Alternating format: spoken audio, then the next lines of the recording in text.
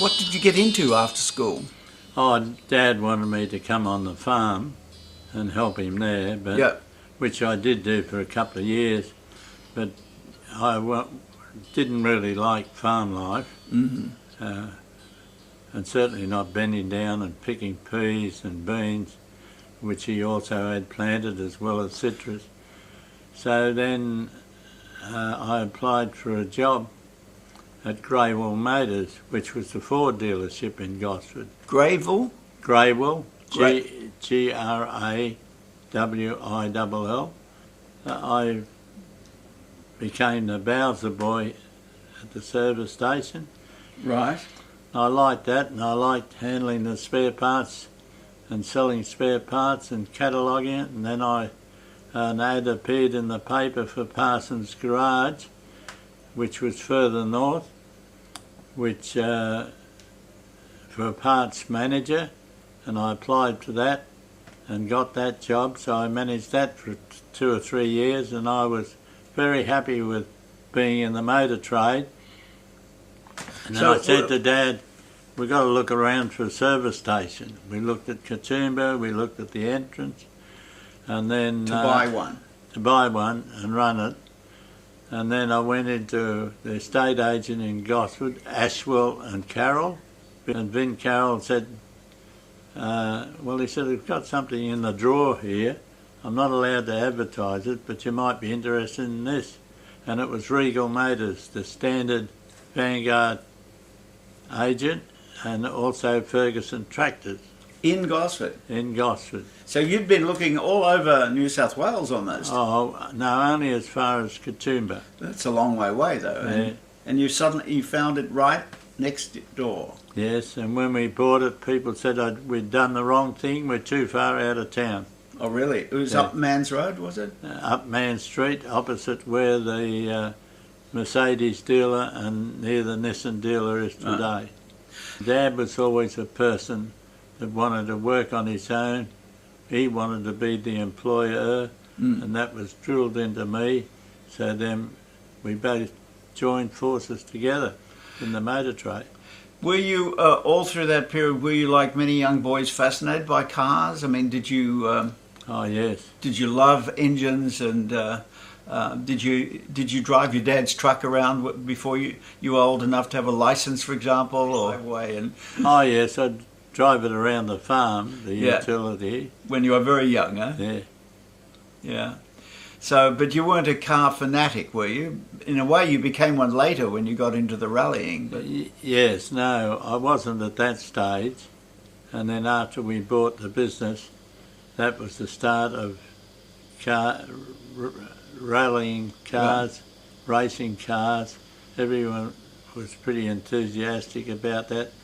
So, Trish, you were saying that before he got into cars, he was actually already racing speedboats. Yes, speedboats.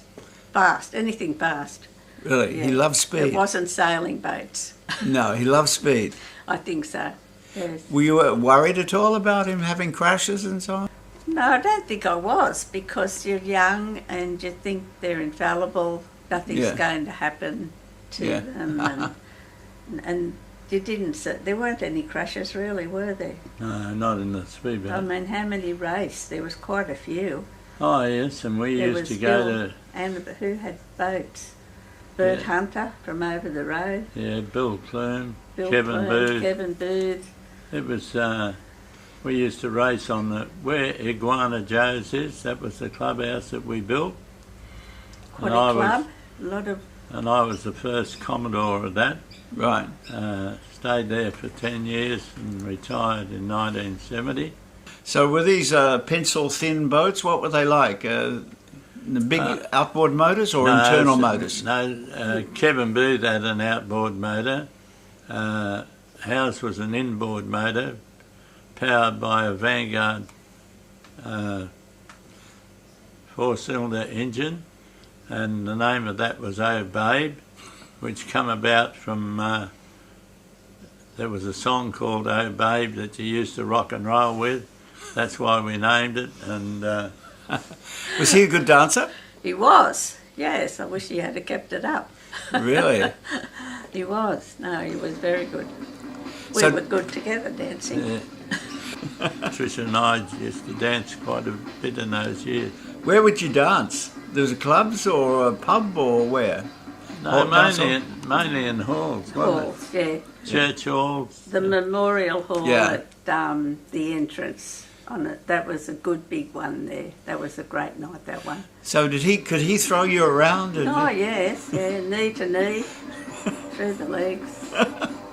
We've actually Over got- the shoulder? No, we didn't. no, We didn't. didn't do that one. So an economical way to go fast was in boats, and you built this boat in the motor business that you bought? No, we already had the motor business, Yeah. and we built the boat at home with a chap who was a carpenter and in the building industry, and he was the secretary of the club, and he came at night time to the farm where we lived at Springfield, and Frank Tate, the mechanic, used to come, and that's the three of us together, put it all together. It took about 12 months to build it. Did it?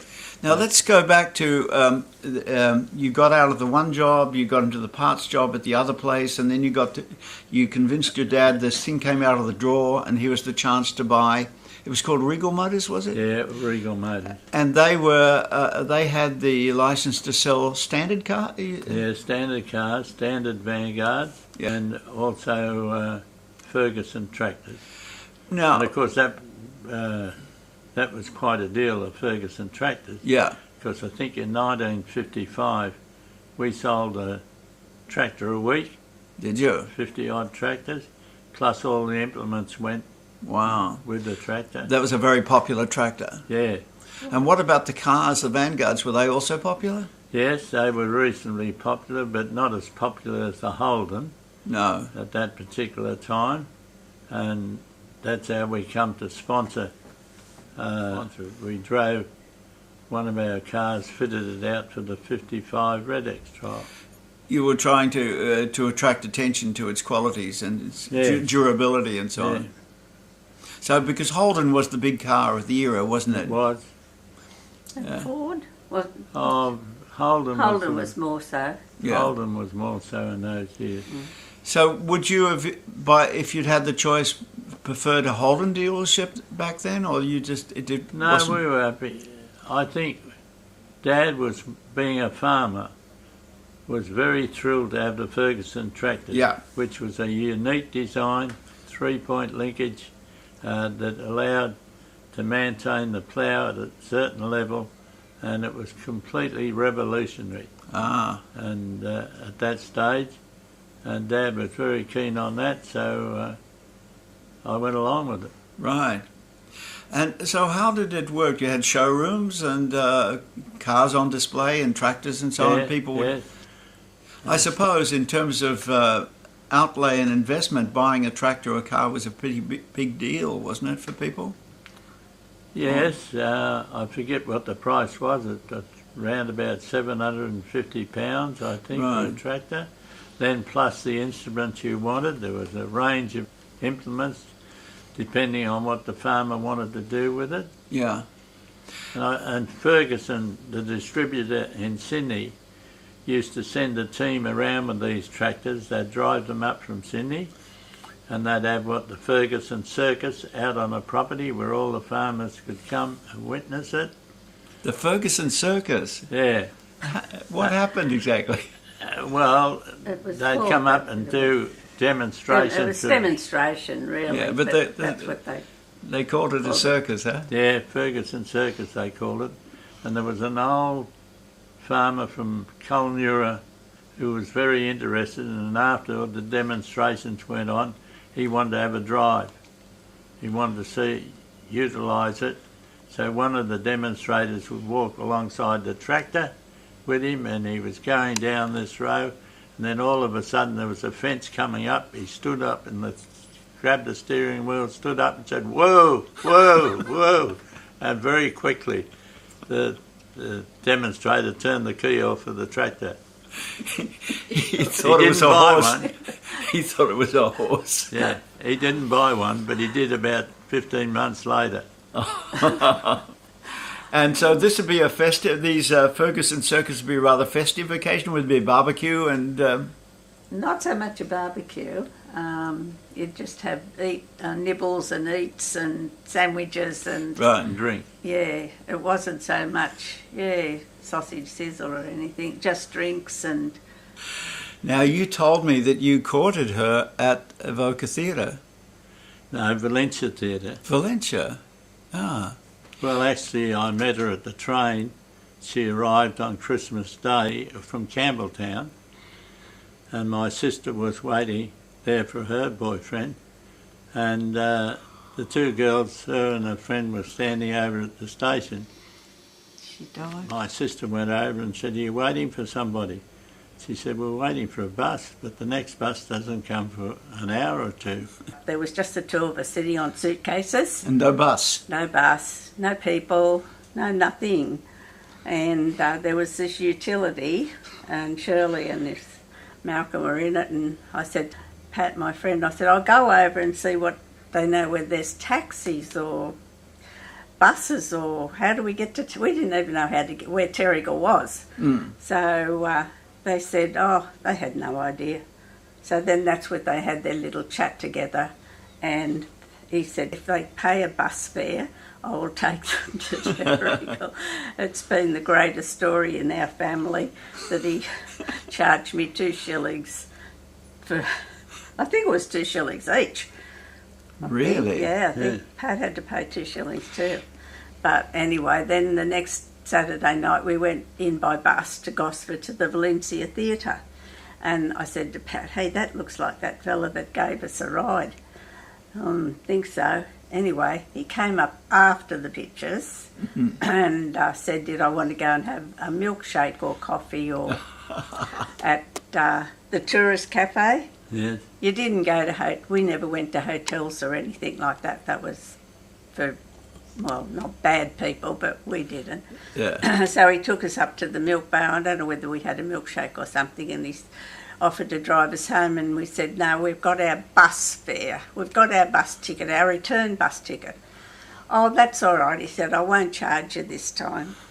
So that was the first time he took me home to the boarding house, and that's when he said, did I want to go out on New Year's Eve, which I did. Uh-huh. And then That was the beginning of That was the beginning, and when I went back to Campbelltown, we wrote letters, which you don't do now. No, that was wonderful, they went the backwards letters. and forwards, and I've actually still got them. How long did the correspondence go? Lovey-dovey stuff in there. How long did the correspondence go on before you sort of got together? Well, I'd come up, I worked in Sydney, so I could come up on a Friday night on the Newcastle Express, and I'd go back Monday morning back to work. So mostly I came up to Gosford because Malcolm worked on a Saturday morning. And when you were courting like this, were you staying at his parents' house? Or? Yes, they were lovely.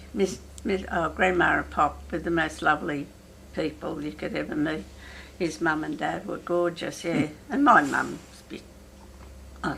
there was only my mum and my sister and I at home. My dad wasn't there, so no, I don't know. And then you asked me to marry you on your knees in your mum's lounge room. You remember that? Yes, I do. And obviously I said yes, and then it was a difficult getting ready for the wedding because we were married in Campbelltown. Right.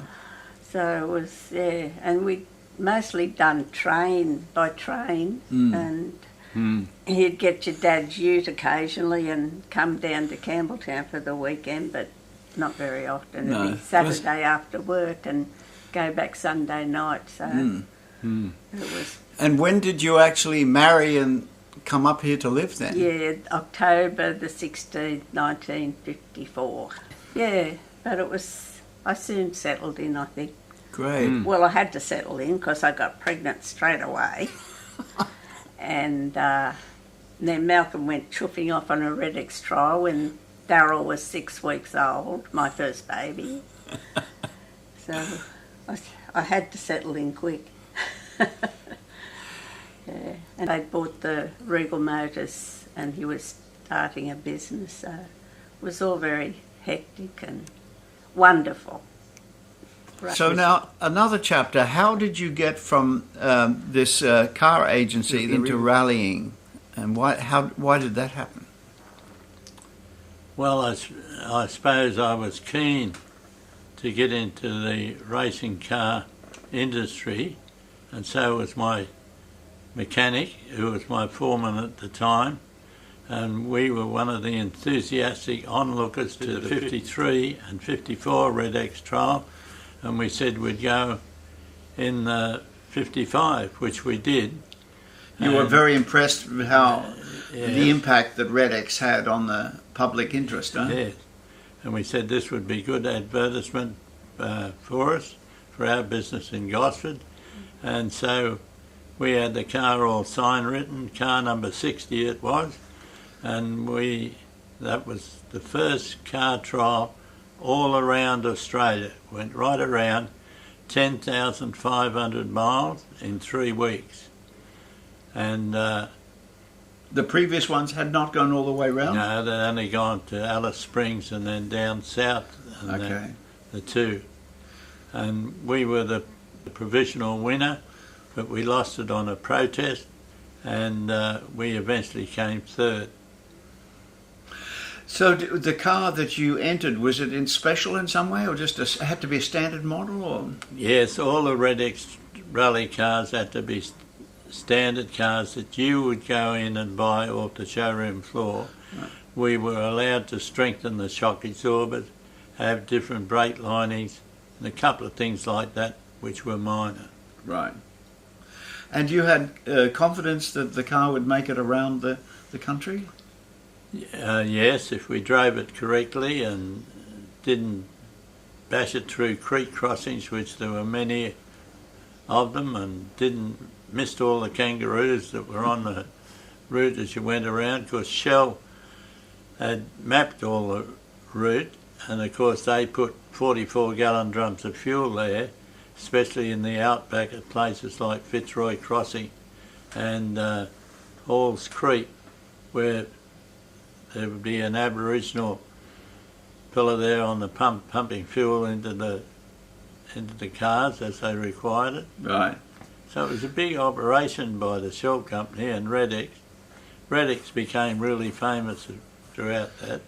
And the way it worked, you had to do a stage or a leg in a certain time Yes. each day. How did that work exactly? Well, we'd check out at Catherine, and the next checkpoint was Fitzroy Crossing, and that was about 18 to 20 hours without a checkpoint. Really? And we saw the sun rise behind us, we saw the sun set in front of us, then we came to a place called Christmas Creek, and there was a shack there and a fence, and my navigator said, "Through there." Went through, and I suddenly said, "Frank, we're on a bitumen airstrip. Listen to the tyres, they really started to hum." No answer. "Frank, we're on a bloody bitumen airstrip." In his calm voice he said, "Do you think there's a bitumen airstrip away out here?" "Oh, no." And he's looking down at the compass, he's looking up at the sky, and he said, "Follow that star." And I looked up, I said, "Which star?" "That's a Milky Way." And the big star, the evening star, it was about an hour's run along through the clay pans. So this was a clay pan, not an airstrip? No, it was a clay pan. He said, "That's what you're on." Suddenly he come to a group of small trees. He said, "Down there." We went down there. And then people would have heard of Jack Murray. Mm. Well, Jack Murray had gone down the wrong track, and he was under his Ford bashing the tie rod because it had bent that. And we just stopped for a minute and said, "You all right, Jack?" "Yes." So away we went. He bashed his tie rod so he could drive it, and he got back in the car, and he said, his navigator said, "Which way are you going?" He said, "I'm following them. At least they know where they're going. You don't." So we arrived, and Frank said, "You'll come to a concrete causeway. That'll be Fitzroy Crossing." And and he kept telling me, follow that star, which I did. I did everything that he said, went there, and then he said, and this at night time, and the light at the control point was over the other side of the Fitzroy crossing, so we went down there, over to the light, and he said, don't go in, we're 5 minutes early, because you lost the point being 1 minute late or 1 minute early. So we pulled up, and the clerk of the course was a chap from Woy Woy, Bill Nunn, and he was there to check us in. And he said, I'll check you in. I said, no. I said, we're 5 minutes early. He said, I'll check you in at the time you want. There won't be too many make this. And Jack Murray came in later, and he was 5 minutes late. So he lost 5 points. We gained on him. He was running third. He went back to fourth, and we went up to third. I went over to the pub, little pub there. No beds, no accommodation. There was just a wire mattress outside.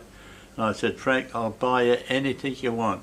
I don't know. Anyhow, I just slumped on the wire mattress and stayed there. The next morning, Jack Murray's on the wire mattress. He lifted me and put me on the concrete floor, unbeknownst to me. Let's back up a little bit so I can understand clearly. The two of you in the car, Frank, your navigator, and you're driving. Yes. Right? And you're racing across the outback, not on roads, just basically across the countryside, but the trail has been, how has it been marked? It was bush tracks. Right. And suddenly you'd come across a creek crossing, and then you back up again and it's flat, and you'd go as fast as the car could go on the flat section, and then have to slow down again when it became rough. Plenty of drivers got lost. Some went 50 miles out of their way. Is Frank looking at the countryside, or is he looking at a compass or he's a map? looking at a compass. He's not looking out the window at the... Oh, on occasions, but he's looking at the compass and the map all the time. Right. And, most of the time. And you're not second guessing. He's telling you what to do, turn here. Yeah. And you're not using your own judgment to find the way at all, No, really. I'm following what he said. But I can't understand how you would follow a star. That's a very imprecise thing in the sky. I mean, you... Well, he did it, and I think it was mostly by the compass. Yeah, and the compass was extremely precise, huh? Yeah, it was an aircraft compass out of a bomber. Right. Because we got aircraft seats, one each, put it in the car so that we would properly build it in. So you were going at speed all round the country? Yes. When on a clay pan, we'd be going as fast as we could, which would be about 60 or 70 miles per hour. Right. But other places much slower than that, would you? Oh, we might be 10 miles an hour in a creek, right. Trying to wind our way through a creek crossing, because you couldn't afford to go any quicker and damage your suspension or car, like what happened to Murray, because then you lost points, you couldn't do the time. Any accidents along the way? Oh, there were 4 trials, so... We only had one accident. That was in northern Queensland. It was on an elimination section from Booyul to Delarnold. I was concentrating on the road, and Frank said, "You'll see a light in the distance." This was at night time also. He said, "That's the control point." We went around the bend, and he said, "There's the control point." I lifted my eyes to look at the control point for a moment, looked up, and then all of a sudden looked back, and we were leaving the road, because the road, instead of going straight, it went like that over a railway line and then to the control point. So we slid along a fence until the fence post at the end went up on the side, bang, car dropped down again, the motor stopped. Frank said, "See if it'll start." Turned the ignition on, started, so away we went, jumped over the railway line and was headed straight for the control point. There was a VW there, and so we went on the outside of him, screeched to a halt, and all of a sudden Frank couldn't get out his door. where we'd hit the fence post.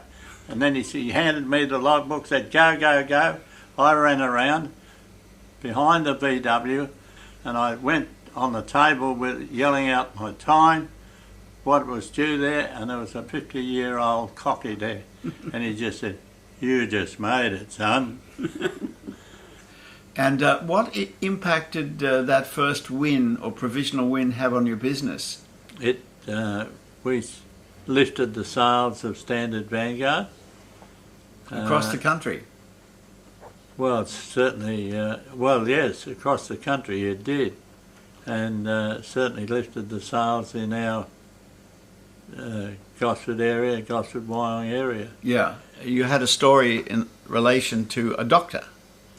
Oh, yes. The local doctor was Dr. Alistair Paul, and he came into our dealership looking at a new sedan car. Yeah. And I had a young salesman there called Graham Clark, and he was watching how I went about to sell it to the doctor, who I knew.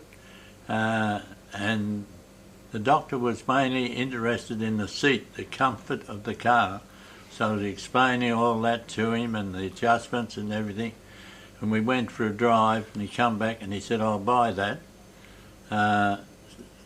in the colour that he wanted, which we had on the showroom floor.